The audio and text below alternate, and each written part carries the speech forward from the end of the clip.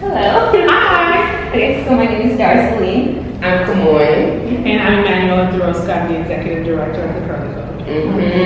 So you're also the founder and CEO. I am all of the things. It's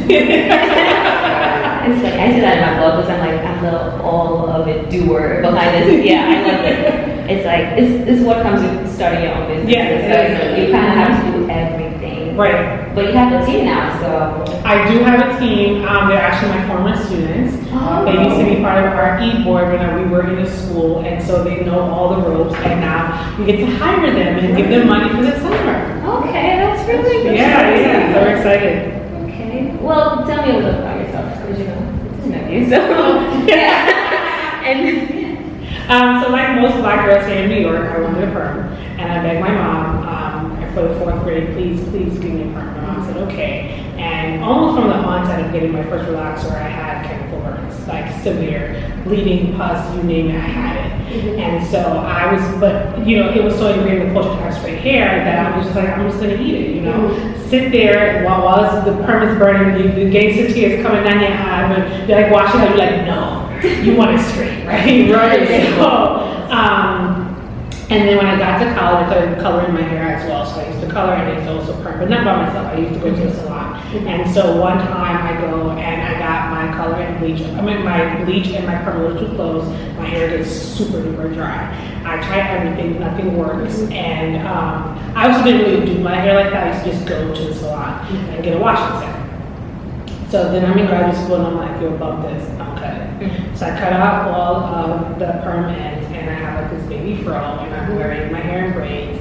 And the experience, so initially, funny thing, my plan was when my hair got long enough, I was gonna perm it back. Because you know, you just don't learn. Yeah. But the experience was just like so much fun, like very supportive, all across the board. When I say supportive, I mean like I went to PWI, my coach was like, you better go ahead. I started working at a hospital with white staff. They're like, I love your hair. And so, and then like this is when the owners of Curl Fest, they're called Curly Girl Collective, they first were on the scene. I'm on the MTA one day, they give me this little button like, your hair's cute, I'm feeling myself. Right? And just like in general, just like the entire thing, strangers, people who knew me, it was just great. I get to this charter school, it's mostly black, and my assumption like, whoa, this is gonna be lit in here, like, you know, it's even better. And they don't have a space, it's not safe at all.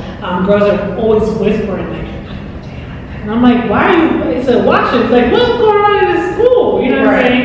And I realized that the same kind of mentality I had when I was in junior high school years ago kind of translated, is still happening. And so I decided to make a safe space for black girls to learn and love their natural hair. Not learn and wear their natural hair, learn and love their natural hair. I'm not here to police how they wear their hair. If they want to wear a weave, they can do that. But making sure that the hair on their head and their scalp is healthy is my number one goal. Wow. I love that, and I think that experience is something a lot of black girls can relate to. Because I remember myself begging my mother to give me a perm, and she did it as well. And I was just saying, when I saw what you were doing in the meeting, I was just like, I wish someone did this for me in high school, because throughout high school it was a long journey for me perming my hair, getting the bird all the time. Like I remember the last time I did that, I was just like, I told my sister, I was like, if I ever tell you I'm getting a perm again, smack me. Like, I'm not joking. I did it now, I want to do this anymore. And it's beautiful that you got in here, and this what you're doing right now, it is very powerful, and I admire it. Were you there when the girl asked, do you think I should perm my hair for graduation? Yes. And all the girls like, no, we don't think you should. I'm like, yes, gang. don't even straighten it, because I feel like it's another thing with black women and their hair, especially type 4 hair. We feel like if we're going to an important event, we have to assimilate to the Western hair types, you know, and straighten our hair. Because I did that too for prom. I went and straightened my hair. Heat damage, had to start over again. Don't do it. Just, you gotta learn to love your hair. Yeah. And it's like, your natural hair is a process in itself. Like, it's all about, as you said, like really enjoying the journey and owning owning your hair at whatever stage it's at, because we look at other women and their natural hair is flourishing, it's long, and we're like, dang, I want it to be like that, but sometimes we don't necessarily have that type of texture, and it's hard to love it in its state. So yeah, Everyone's at a different part in their journey. You just can't really compare yourself to what other people are doing. Yeah, I want them to learn their hair. I want them to love the hair they have, not the hair they want. They want, yeah. Wow. And for me, for a long time, it was like, you follow YouTube, right? And everybody they have very dense hair, which is great, but I don't have hair like that. My hair is not big. I don't have a big afro. I have a lot of hair, but it's like my hair is not big. And after a while, I'm like, you crying every day because you want your hair to look like somebody on YouTube. How about you just style the hair in front of the mirror? Like, just stop what you're doing, look at yourself in the mirror.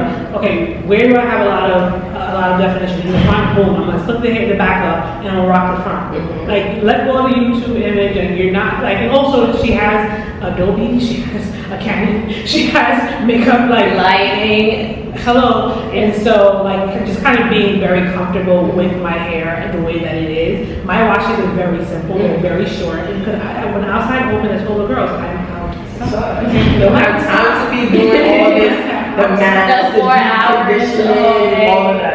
I mean, I still do my deep conditioning, but I had to shorten it because, like, I used to think that deep conditioner you could do it for Deep more than 30 conditioner is for minutes, but however long the bottom says. Yeah. Five.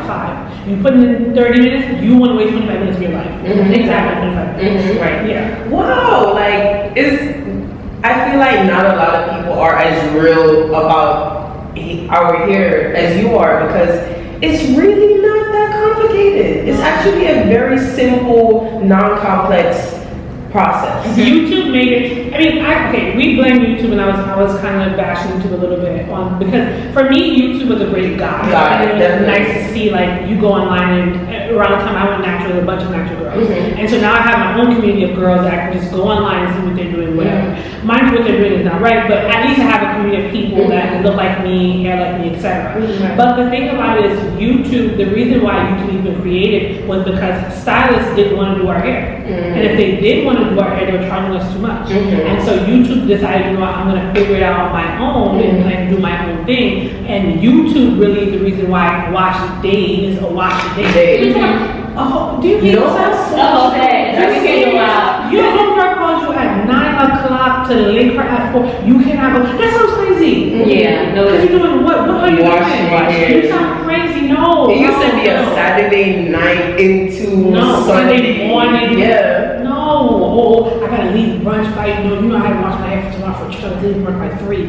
What time are you going to bed? 10. Why do you need 7 hours? Are you thinking about race? No. I think that one thing about the quarantine, it just had me appreciate my own time. I don't have the time to be sitting there playing in my hair, but for what? For what is the reason? No.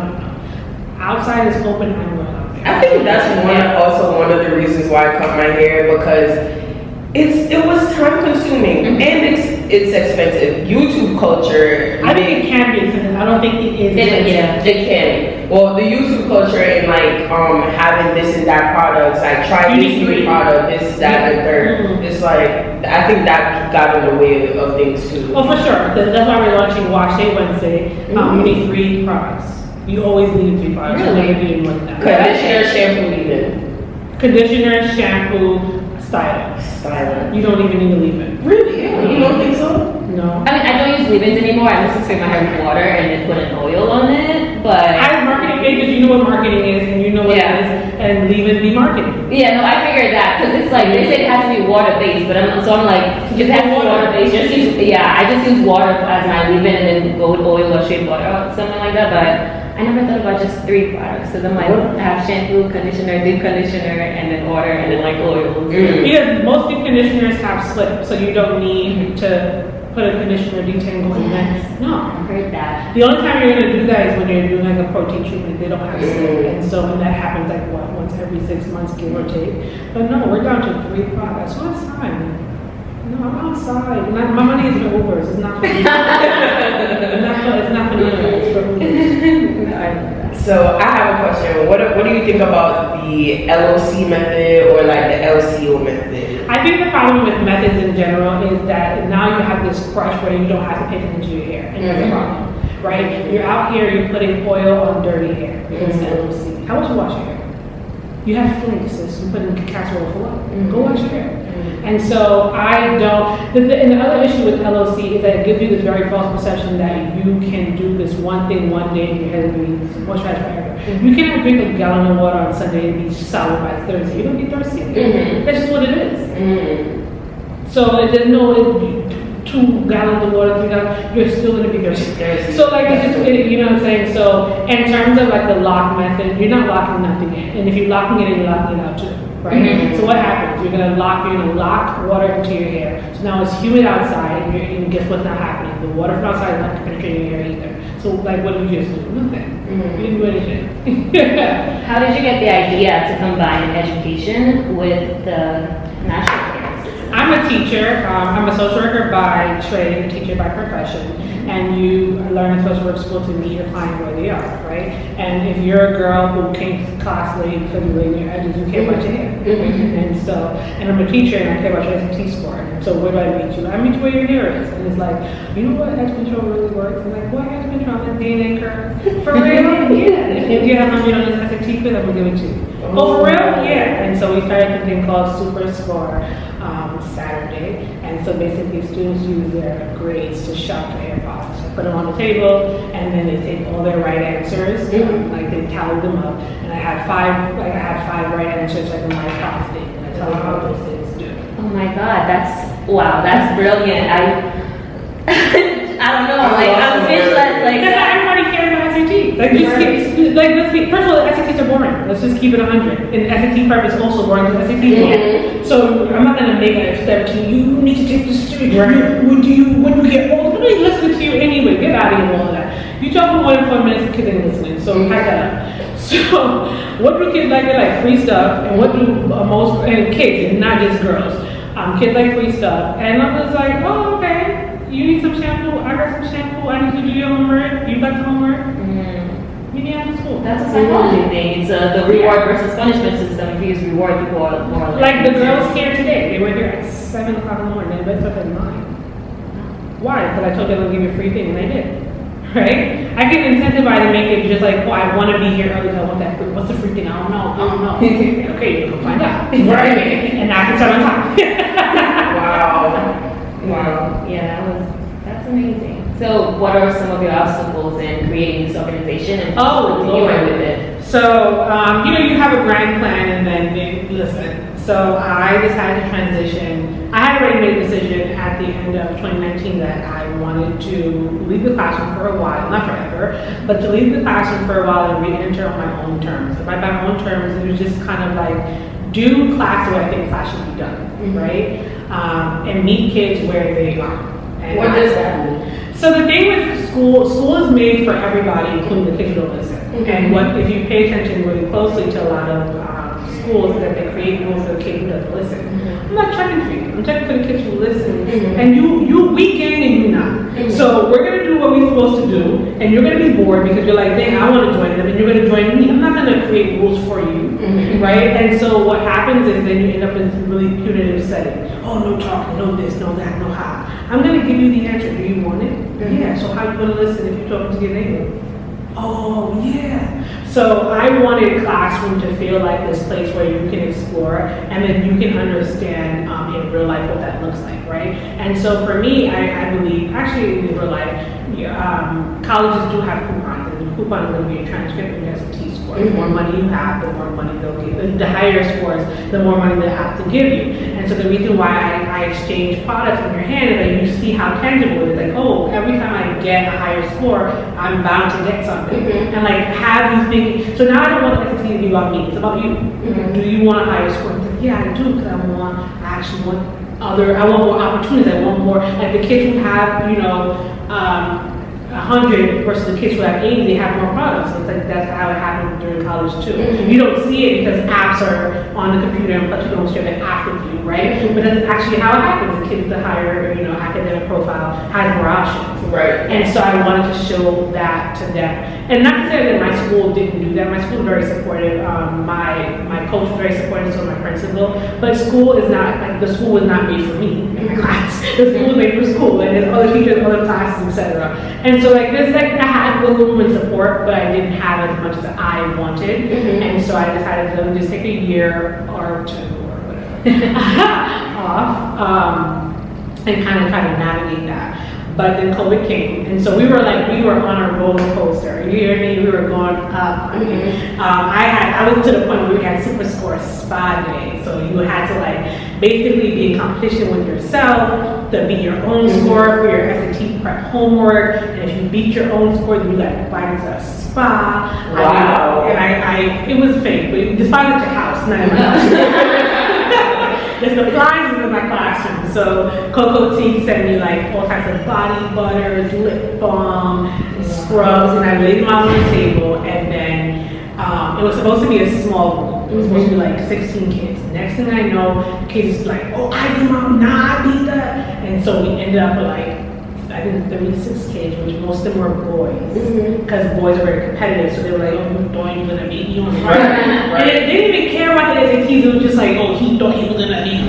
And I didn't say he was gonna beat you, but I'm saying he said he's gonna cook you. Oh, really? Sign me up. I'm like, "Oh, you do your homework," and now they're doing their homework or whatever.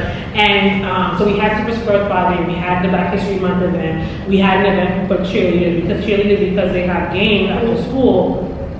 They can't really come to after school programming. So what we end up doing is like we had the cheer team versus the dance team who had the highest homework average.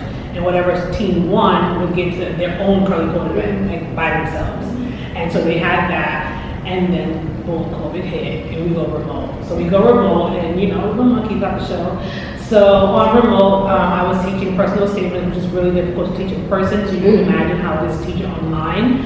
Just because personal statements are very personal. And so I had an idea. I'm like, oh, I have an idea. It's called Writing as a Habit. And Writing as a Habit is the kid who is like, I know that I'm not where I need to be, but I'm going to keep grinding. This is not the kid who won the best essay because they none of them did. It's just, personal statements are hard to write. So your first big drafts is trash. Like, it's just what it is. But it's the kid that's like, I'm going to keep grinding. And that kid, we mailed them products instead of, because we couldn't see them anymore during COVID. And then we had Camp Curly Code, virtual. And then in the fall, we had good grades, you gotta go. You show me a good grade, you got your swag bag, and you just go. Because it's COVID and you can't. But the programming is meant to be in person. And so not being able to be in person was a hindrance. I can do virtual, but it's just not the same. Nothing about it is the same. And so the biggest hindrance was not being able to meet. The other bigger hindrance was money, because this is being bootstrapped from a paycheck that I can't get no more. Right. So I'm just out here like, come on, Jesus, put the money out, because I applied to like every grant under the sun. So that's the biggest thing right now is just like capital. I have so many ideas, so many girls I want to see, so many girls I want to reach, but you need capital. You have to pay for a space. Of course, you need marketing, so you need videography for every single thing. That kind of stuff is. So it limits the kind of things that I can do, because up to me, I'd be having programming every single day. But because of limited funds, we have to stick it to like once a month until further notice. I also don't want to charge them, because for me, it's like, if you're doing all this good work, save your money for college. Like, you can come to my event for free, but then that also costs me money, right? So I'm out here just like, okay, I'm gonna figure it out, and I did, and here I am. Yeah, you're doing a beautiful work. So yeah, I know. I wish I had you when I was in high school. No, really. So something we both wanted to ask was like, we know that your target audience of students is what, 13 to 19. So what about kids who like? To what extent does the process take once high school ends, is that it? Or do you keep in touch with the people that you sent to college? Or not only that, like what about young girls who may have like, see the value of your program and would want to gain mentorship from you, who aren't necessarily where they need to be, but as you said, like the kid who understands they're not where they want to be, but are still grinding and want to get there. Like, how do you think, like in the future, that would be something you like open up the floor to, like, or is it just for kids like trying to get into college?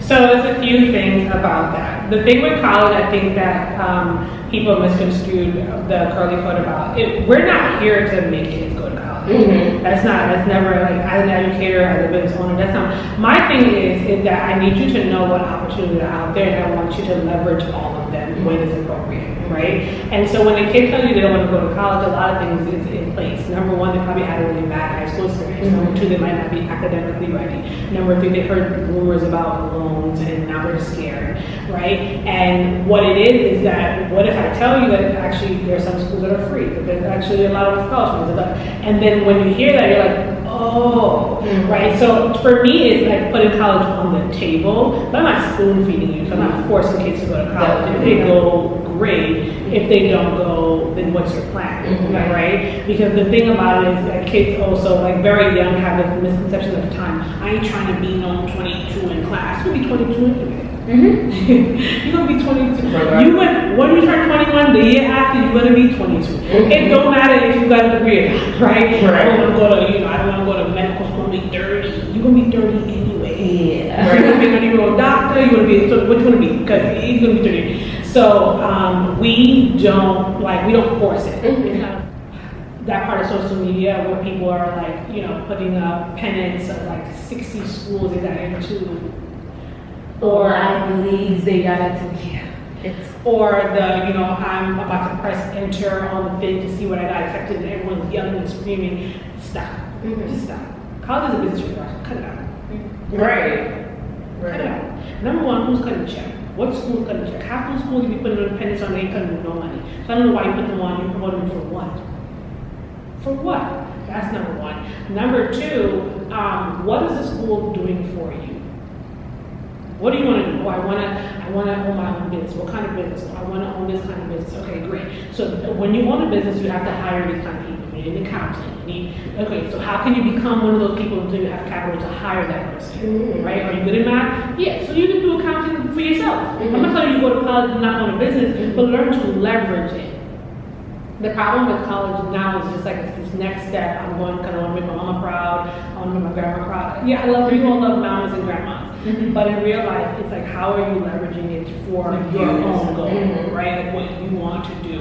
And I don't think that people really stop students enough and have them think about, like, what question do I want to answer in the world, or what problem do I want to solve? And when you ask a kid that, they think very philosophically, like, oh, I want to end world hunger. Cool. Yeah. But also, if you want to go like, yo, my Nepal take too long to dry, how do I fix that? That's super real. Like, how do I, because I'm getting tight now. I don't want to keep doing gel, right? And then now you're thinking, okay, great. Like, go look at the Nepal on the market. Like, get it where you fit it. Maybe marketing is your niche. Maybe chemistry is your niche. Maybe like actually mixing the color. Whatever that thing is. And then now you go find a school to leverage, right? To get you to where you need to be a little bit closer to that thing. That's what school is for. School is not the next step. School is, I want to do this, and now I'm gonna go to Baruch, I'm gonna run it up. How much Baruch cost? I'm gonna get $5,000 every year from them. Because classes, everybody got classes. What kind of classes? Right. They all got classes, right? And so I'm gonna run it up in terms of resources and networking, $5,000 every single solitary year to make sure that when I leave out of there with $30,000 in loans, I'm also leaving with $30,000 in resources. Right? And so like that's the way you're supposed to like college. The thing with college, and that's why I teach college very early, because once you're in 12th grade, that's when the tears start coming. Oh, I didn't get in. I'm like, they don't get money anyway. Who cares? Right. Like the thing about it is, if your dream school don't give you no money, it's a nightmare. How about that? How about NYU talking about there's $8,000? NYU costs $35,000 a year. It's almost $8,000. What you want to do with that? Like, stop. You know what I'm saying? And for the most part, college has become this thing about name brands. And I'm like, that's how you get God. That's how you get God. Stop it. You need to go to a school that loves you, right? And a school that loves you is going to give you some money. Yeah. It's crazy you say that because my college journey has been a roller coaster. I've been to this is my third school I'm actually attending, Kingsborough, after going to SUNY Buffalo and Medgar. And Kingsborough is the first place that I've actually gotten resources. I love community colleges. Right, like I'm participating in a CUNY MOMO program. They gave summer youth opportunities, but in terms of helping New York recover, like this is something that I don't think I would have gotten at my SUNY or Medgar, because the community is more tight knit and you have people to actually reach out to and talk to. So I feel like in terms of that, we're saying like the name brand colleges, that's definitely how you get that, especially if you're not utilizing what they're offering you as well. So. Some schools are meant for people who are sharks. And if you're not a shark, you need to know that about yourself before you apply it. Right? I went to Stony Brook, I love that place, so it's meant for a shark. Stony Brook has you sitting, your first year, have you sitting in a room 200 people learning math.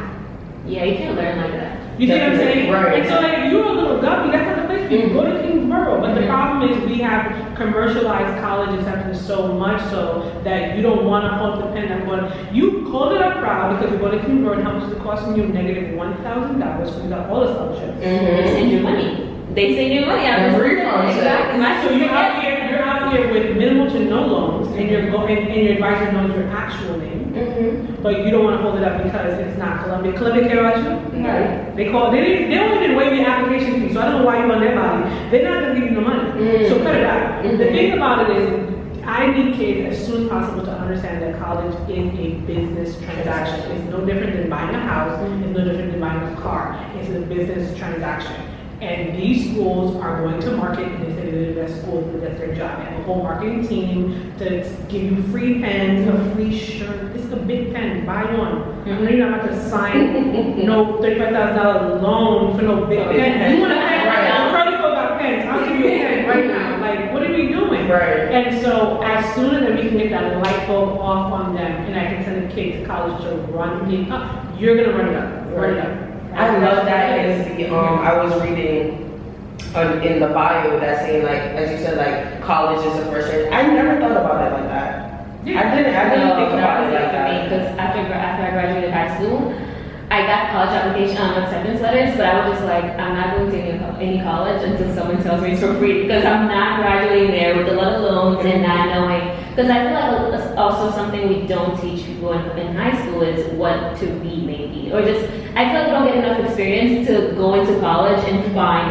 a major that you're gonna study for the next 4 years. Because for me, when I went to college, I didn't know anything I was gonna learn. I didn't know what my major was gonna be, what I wanted my minor to be. I just knew someone would go to college and I was gonna go. But then I'm like, I don't know what I want to study. I don't know what I'm passionate about. I was just a kid in high school, and now you're pushing this onto me and expecting me to get it right. And I love that the way you're going about it. I think that's what a lot of kids do. It's more educational than saying like, this is an option for you. This is not the only option. Yeah, because you can also work for the city and then make them pay for your school.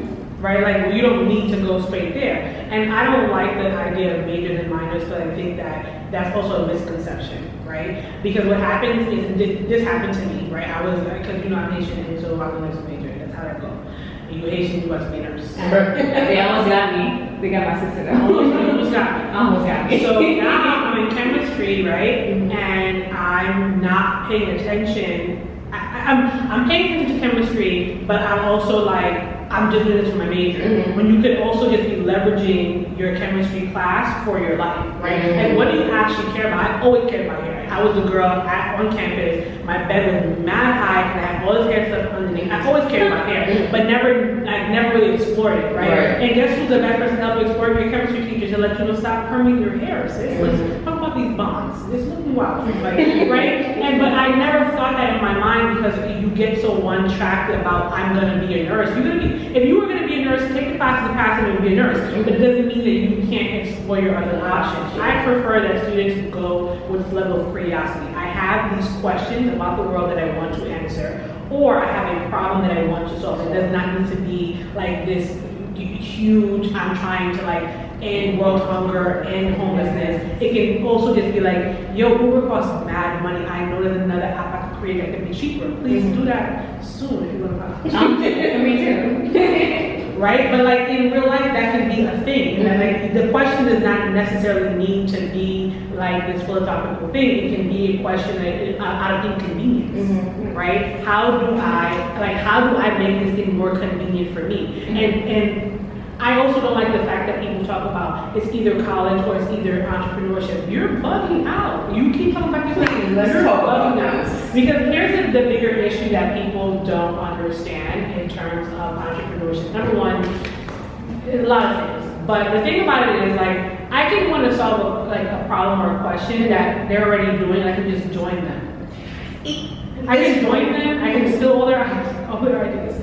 Right? I can learn how this really works. Yeah. Like you can go work for Uber and figure out really quickly like why Uber's cost so much. Yeah. And then you have a starting point to say, oh, either we don't have a choice and let's keep it that way, or we can just go to electric vehicles in general, have no gas, and then that expense is lower, whatever the thing is, because these Ubers is too much. But anyway, if I go back to school, I'm gonna figure that out. But yeah, and you can figure that out too. Or you can think to yourself like, I don't care about apps and engineering, but this Uber interface is mad ugly. And why my car be moving like tech down the street when it should be gliding? I want to fix that, and you can just do design. There's a lot of things you can do, right, in terms of like working and solving, like working your way towards your question. And the problem with entrepreneurship that I find is that we pin them against like working. And I find it to be bizarre because like, when you talk about people who work, there's like this misconception that they don't max out money or whatever the thing is. Number one, heart surgeons make a lot of money. Okay. Number two, if you don't get enough black heart surgeons, you're gonna be doomed. Yes. Okay. District attorneys make a lot of money. A lot of them are not black. Judges make a lot of money. A lot of them are not black. You need to go to school. You're not about to be an entrepreneur talking about we just run up to the courthouse and how to grow. And so like I don't want a penny. I want to throw it all on the table.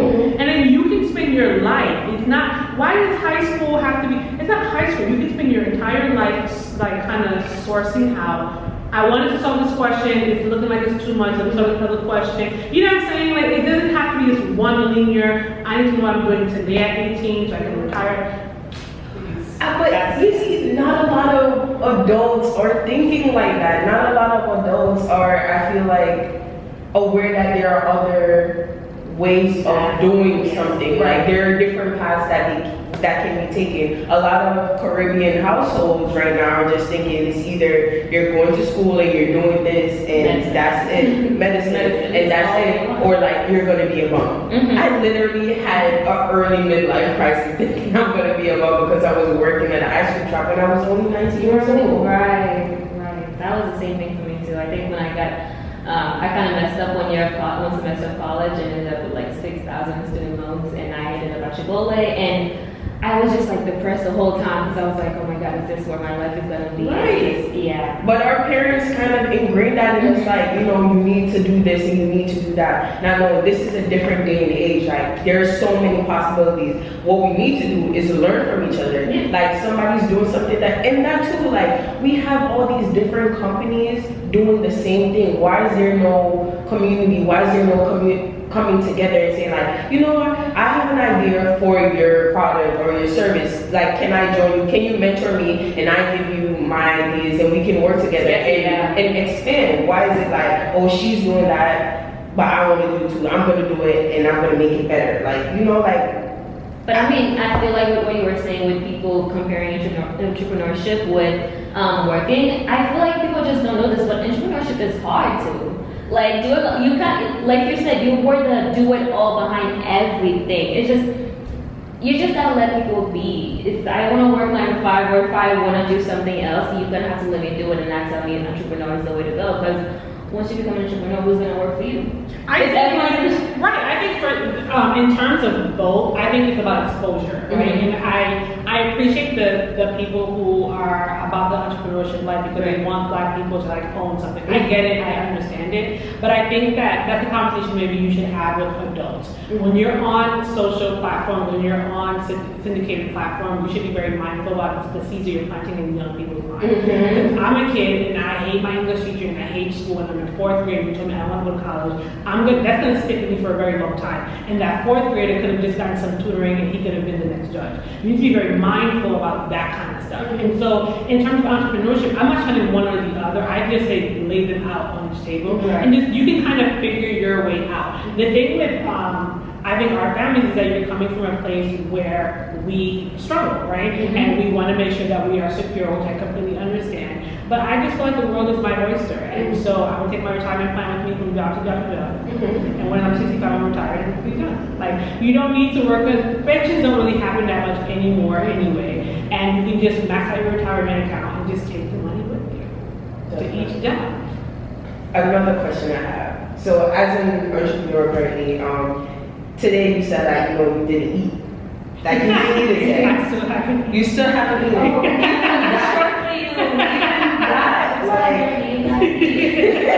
We're gonna cut the short soon. Yeah. But even that, like, how are you taking care of yourself? Oh no, this is not my life. This is just definitely. But like, just today. But yes, no. In general, though, how do you continue? Since this is not your life and you have a good balance, I would say you have a good work-life balance. How do you keep that together? Do I have a work-life balance? No, I don't. Because in the beginning, you have to just kind of figure out your systems, right? And so the one thing about entrepreneurship is that you need to create and stick to systems, and I'm still in the process of creating some of them. And so I do work, like I was on Instagram posting stories until like 10 o'clock. It didn't feel like work because it was just like, but I was still technically working. On a regular basis, I try to do 3 things, and regardless of what else I have to do that day, those 3 things have to happen. I try to walk 10,000 steps a day. If not, I go to the gym. But the gym don't really be working. So 10,000 steps a day in the sun, so you get vitamin D and you're getting your steps in. Of course, I eat. That shouldn't be on the list because I'm always eating. But that's on the list, and I take my supplements, like in my water or whatever. But in terms of like taking care of myself, every day is a priority. Like for me, I want to be stressed out and not even. I want to get a job and get paid for 2 weeks. I'm not to work for myself and be stressed. Like, I'm about to give me a job. What? Right. So I work from home. My kitchen is right there. I'm not be started. No. So no, I do definitely make it a priority to take care of myself on a consistent basis. Yeah. With that being said, what is next for the Curly Code? You said you have a lot of ideas and places you want to take it. Where do you see yourself taking it in maybe the next 5 years or the next year? Where do you want to go? Well, that when the world opens, that's a different conversation. Let's say the world is open. Let's say the world is open. Where is Curly Code going? So for right now, Curly Code, we are doing Wash Day Wednesdays next month, actually. So this event was a kind of like a starter, like we're back kind of thing. But Wash Day Wednesday, we want to have a really, really small group of girls. They're going to do a pre-survey, tell them what's wrong with their hair, and we're going to organize them which Wednesday they should come, right? If you have scalp issues, this Wednesday's for you. We'll probably have a dermatologist, we'll have a brand. If you have your hair is colored, colors will come, etc. So like we really want to personalize the Wash Day routine. We want to get them down to their 3 products. Not to say you should only own 3 products, but when like if my friend calls me right now, I'm grabbing these 3 things, I'm doing my hair, I'm outside, I'm not inside deep sea, I'm not doing that. So that's the whole purpose of Wash Day. Then we have Camp Curly Code, where college and careers collide, which is happening in August. And during that time, it's going to be a career or exploration time where they're going to have this actual space to think about, like, what do I care about? Like, what questions, like, what do I want to solve? What's my why? Yeah. The why, I think, is too broad. I actually just narrowed down what question do you have, or that you're always ruminating about, or what problems you want to solve, one or the other. Because if the why didn't become my grandma died when I was 6, and it'd be too much, like, whoa. And so they're going to think about their question, and then they're going to backwards plan from their career all the way down. So we're going to do what's called the link. So the days are kind of mixed up in my head, but one of the days is called LinkedIn Link Up. So if you're thinking about a career that you want to do, you're going to search it on LinkedIn and see this person. You're going to look at their track. Where did they go to school? What did they major in? Etc. If you want to have them, you can. But you just want to have a sense of, like, how did you become this person? Like, how did you start working in marketing? How did you start working here? And then come to find out this person had a bio degree. Okay, you can do this. Like, it'll be fine. And then we have professional communication, because professional emailing is really key to making sure that, just in general, whether you're 9 to 5 or not, like, you have to know how to communicate professionally via email. And so that's going to be one of them. We're going to do the dream resume template, because most of them are freshmen going to sophomore year, and so they did their first year in high school in the pandemic. They don't have anything on their resume. And so if you're thinking about the question that you want to answer, the career you want to do, what would your resume look like in high school? And so on purpose, they're going to start to plan for next summer. So if you want to be a nurse next summer, if you want to be a nurse, what should you be doing next summer? You should be working at a hospital of some capacity to see, like, do I actually really want to do this? And then I'm missing one of the days. I'll figure it out. But yes, there'll be basically, they're going to make the college list.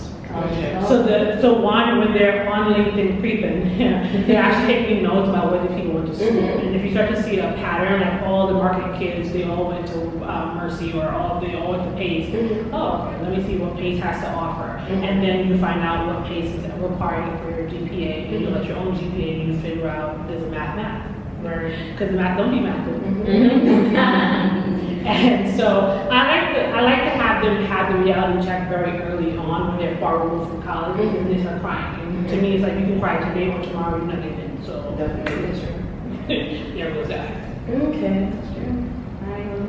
This was amazing. This was very informative. Very informative, very inspiring as well. I truly, truly love what you're doing with the whole taking natural hair and combining education with it, giving kids a free incentive instead of telling them, hey, if you don't do this, you're not gonna get this. Instead of like, here, you do this, you get this, that. Yeah, it's amazing. It was amazing meeting you as well. Like, I loved it. I got some notes, and I know definitely will be applying those to my own life and my own journey. So Thank you for having me. I'll probably be back during the summer.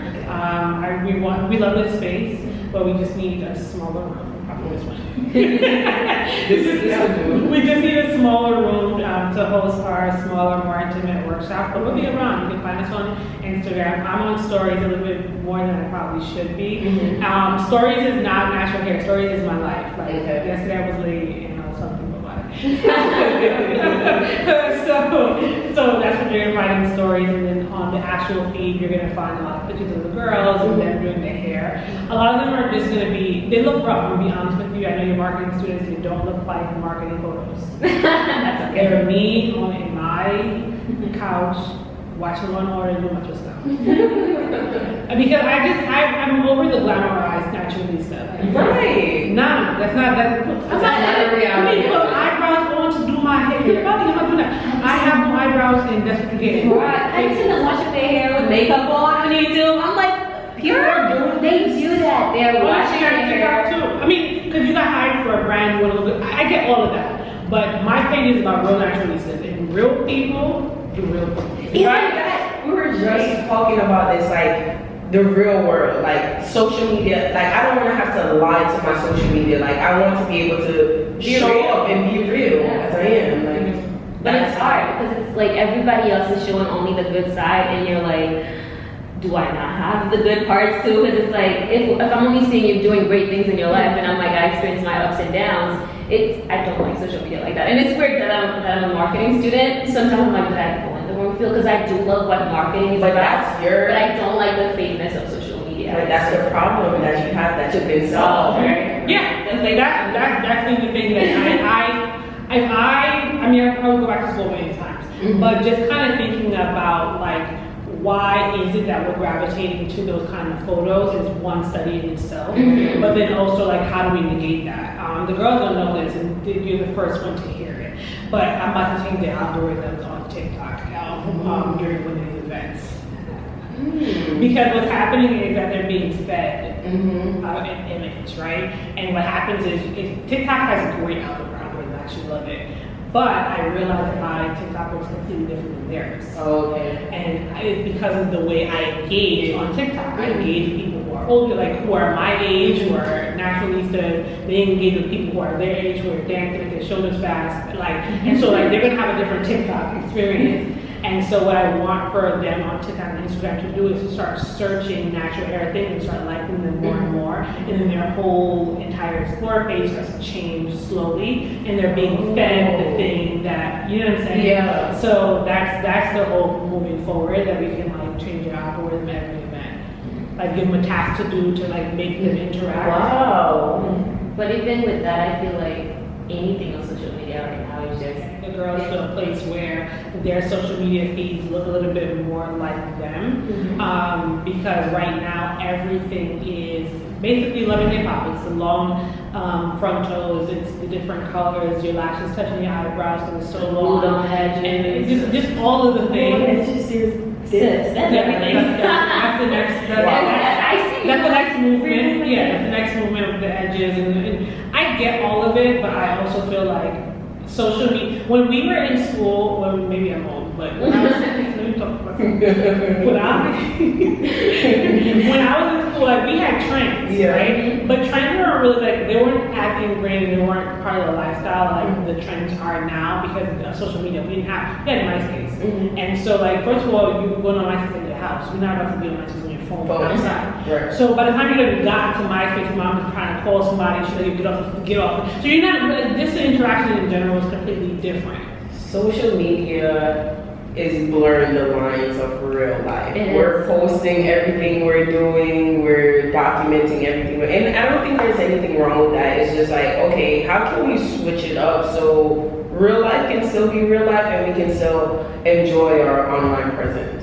I think it's about being an educated consumer of content, right? Like I tell the kids about, I know for a fact that you're on YouTube to get paid for this brand, right? And that's why you watch me here with full face makeup. I know that. And so I don't feel self-conscious when I go on Instagram and I run my eyebrows because I run my eyebrows in real life. So there's like, it's just what it is, right? And so you have to understand before you even engage with certain pages, like what am I going there for? And those pages for me is entertainment because ain't no way I'm about to put makeup on my face and watch my hair. Right. When do you do It's that? not relaxing day. It's like my moment. I want to be myself. I'm not wearing no makeup. I don't even put makeup when I leave the house anymore. Right. I had to unlearn this whole makeup thing. Like I started wearing makeup sometimes in like my senior year of high school, and I couldn't stop. I could not stop. Like literally every time I'm going somewhere, I feel like I needed a face of makeup. So when I finally unlearned that, it was step by step. Next day I'd go without lipstick on. The next day I didn't do my eyebrows. The next time I didn't do my, and now I'm finally okay in my skin. I'm not about to put makeup on just to wash my hair. Like for what? It's about to get wet and ruined anyways. Waste of That's money, crazy. energy, That's time. just crazy to me because I didn't know. No, really people do that. I had to step away from like a lot of stuff that I was watching on YouTube. So like that whole world to me right now is just a blur. Let it be a blur. You're not missing anything at all. Yeah. I mean, there are some informative stuff that I appreciate from all my social media platforms, and I try to make sure that I engage with them even more. But it end up being like higher on my algorithm or whatever. But like some of the stuff, I just be like, oh yeah, what are you doing right now? Like, what? I don't want to do that. Like, I'm not. And so I also don't have. I don't feel compelled. 'Cause I think for me, because we started the Curly Coat page, I was still a teacher. So you see me in real life. And you know high school kids will be like, you don't be doing that for real. Like they can't wait to see you in the hallway and tell you about yourself. So for me, I never felt pressure to like be somebody different because people know me. People know me for real. And like now, like the page is growing slowly, but the girls see me in real life and they're like, oh, okay.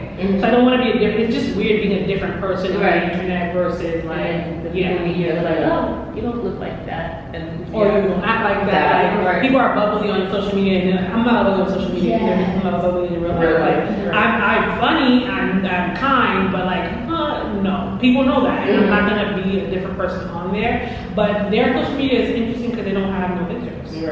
If you ever follow a kid 13 to 19, they'll be having no pictures on Instagram. They're just consuming. And I think that's the problem with it. Like, they're just consuming and you don't know what your kids are often consuming, and it can be just about anything. It's just... It's a weird place, but I think it's interesting that, I think for them it's interesting because they have more access than we did. But I also feel like in general, we just need to be educated consumers across the board. Like, when you see them dumb, I shouldn't call it dumb. When you see those videos of people like being into school and everyone's crying, I want you to be like, show me the numbers. Like, let me see your profile. How much does school offer?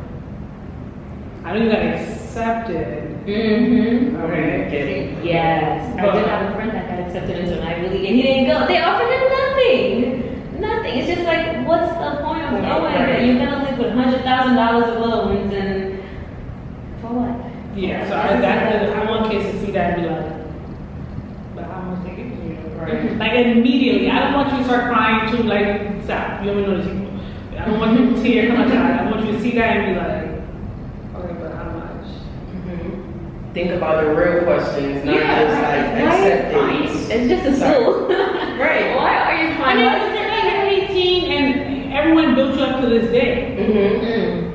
It's our fault too. I'm part of the hour. So I'm not even gonna play. I'm part of the hour. I'm like, what school are you going to? Like, and like just the excitement of it all, and then it adds on to the stress. And now I just don't even ask, and the kids be like, let me tell you about my loans. I'm like, talk to me. How much you got? Okay. Yeah. But like just the getting into schools. It was sad. Did you have any more questions, Darcy? No. I think we've been asked you a lot of questions. You also had a go eat. So we're gonna let you go. This was beyond like what I even imagined. I mean, I didn't come with any wrong expectations. I've been on your website, I've seen your social media accounts, and I'm like, I love what you're doing, and Definitely. so, but this went beyond my expectations. I completely love this whole interview. Thank you.